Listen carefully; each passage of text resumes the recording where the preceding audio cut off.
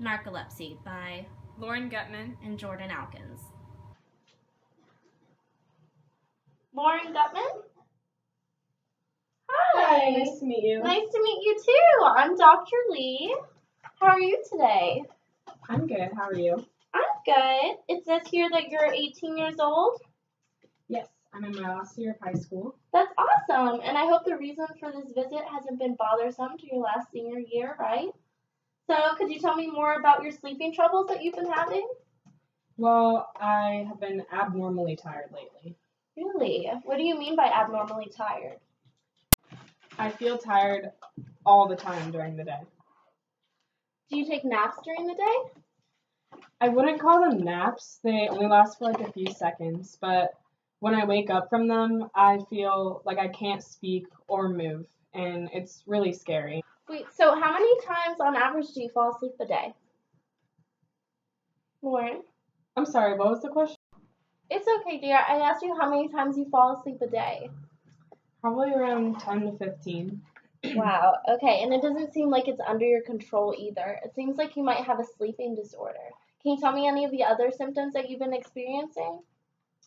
Well, sometimes I feel like I lose control of my muscles. Like the other day I was at the mall with my mom and I just lost all control. Like my knees buckled and I fell on the floor and it was really weird and scary. Oh, wow. Okay. And do you remember the moment before you fell? Do you remember how you were feeling? Well, I'm pretty sure my mom and I were laughing about something. And also, I know this might seem odd, but I feel like I've been seeing things lately. Seeing things? You mean like hallucinations? Yeah, like I feel like I'm in a dream when I'm not. Can you tell me about your dreams when you're actually asleep? They're very intense and I have nightmares all the time.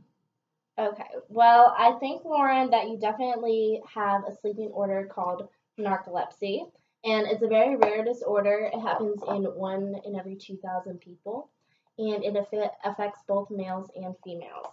Unfortunately, people don't usually go diagnosed, but we've caught this, so we can diagnose you, and hopefully this is before it's interfered too much in your life. Narcolepsy, is that the cause of my hallucinations? It is actually. Dream activity of REM sleep can happen when you're awake. It also causes me to randomly fall down. Yes, actually, there are two types of narcolepsy. There's type 1 and type 2, and you actually have type 1. And that is involved with the cataplexy, and that's what you've been experiencing when you have these experiences where you just fall down and you lose control of your muscles. Is that dangerous? No, they might be scary, but they're actually okay as long as you're in a safe environment. It usually happens for a few minutes or a few seconds, and you're usually completely conscious when this happens. This is actually similar to REM-induced inhibitions of voluntary muscle activity, and what you're experiencing when you can't move or speak after you fall asleep or when you wake up is called sleep paralysis, and you're still fully conscious when this happens, just like cataplexy. Just out of curiosity, what is type 2? Type 2 is actually the one that doesn't involve muscle weakness or loss of control of muscles, aka cataplexy. And there's also another condition, which is secondary narcolepsy, and that's caused by a damage or injury to your hypothalamus.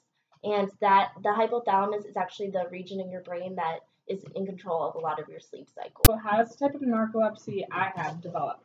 Type 1.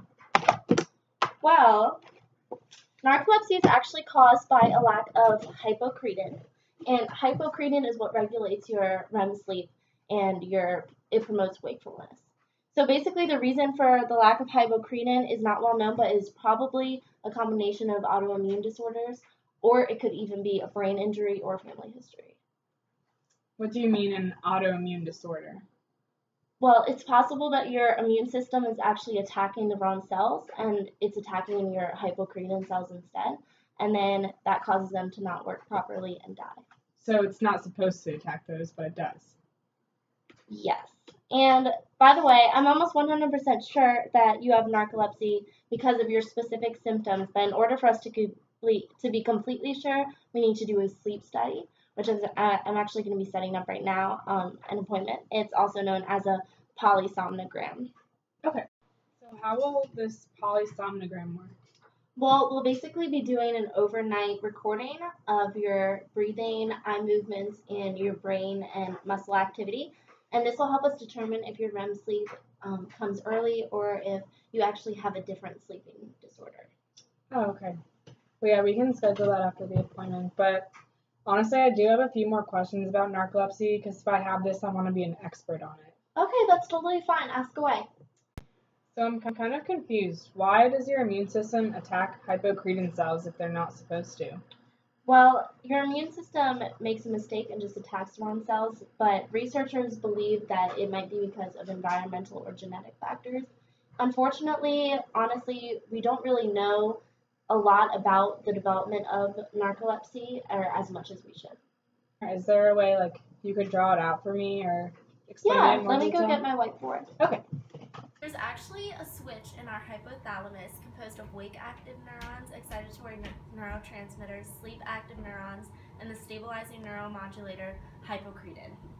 And this is a balance beam, and hypocretin basically balances out the wakefulness and the sleep cycle. Hypocretin basically regulates the excitatory neurotransmitters such as serotonin, dopamine, norepinephrine, histamine, and so on. And it basically does that by activating the cerebral cortex and inhibiting the sleep-promoting neurons. And some neurotransmitters like serotonin and norepinephrine inhibit REM sleep and inhibit motor control. And that's kind of where narcolepsy and cataplexy comes in. And hypocretin also inhibits REM sleep and activates the wake-promoting neurons and muscle tone. And its role is to promote wakefulness and inhibit the REM sleep during the day by reinforcing the activation of the neurons. So since narcolepsy is actually kind of developed by the lack of hypocretin, then when the hypocretin isn't there, then nothing tells the excitatory neurotransmitters to inhibit the inhibitory neurotransmitters, or the other way around. And this is basically just a balance beam to show that we need hypocretin, which is the neuromodulator that stabilizes the sleep cycle. Now that we know the role that hypocretin plays, we're going to go more into why it is destroyed by the immune system and how it's destroyed. Dr. Lee wanted me to explain this diagram to you so then I could prove to her that I know it. So this is how the hypocretin cells are destroyed. So first, we start off with the blood-brain barrier, which CD4 plus T cells, which are a specific T cell that comes from the immune system. And these T cells do a couple of things when it comes to the destruction of hypocretin neurons. So firstly, they activate cytokines, which signal other T cells of the immune system to come help and destroy a certain cell. And CD4 plus T cells also activate the microglia. The microglia is a mediator and it acts as a macrophage. A macrophage will actually eat the cell that it wants to destroy. CD4 plus T cells also will activate the microglia to make antibodies, which is another way to destroy the cell, or in this case, the hypocretin neuron. CD8 plus T cells, which is a different type of autoimmune T cell, will also cause the hypocretin neuron to have apoptosis. Between all the different functions that CD4 plus T cells have, the hypocretin neuron will be destroyed and no longer be able to regulate sleep cycles. So after we test to see if I have narcolepsy, how will we treat it? Well, there are actually several things we can do, and that's going to be involving medication, lifestyle changes, and alternative therapy. Okay, so what medication? We're first going to try modafinil, and that's not as addictive as the other medications. And hopefully this medication will help with the daytime drowsiness. Okay. So how will that help my cataplexy then? Like, what will we do for cataplexy? Well, we're going to have to prescribe an antidepressant, and you should also exercise daily because that's another thing that helps regulate your sleep cycles. Okay.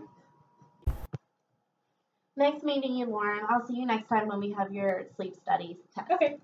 See ya.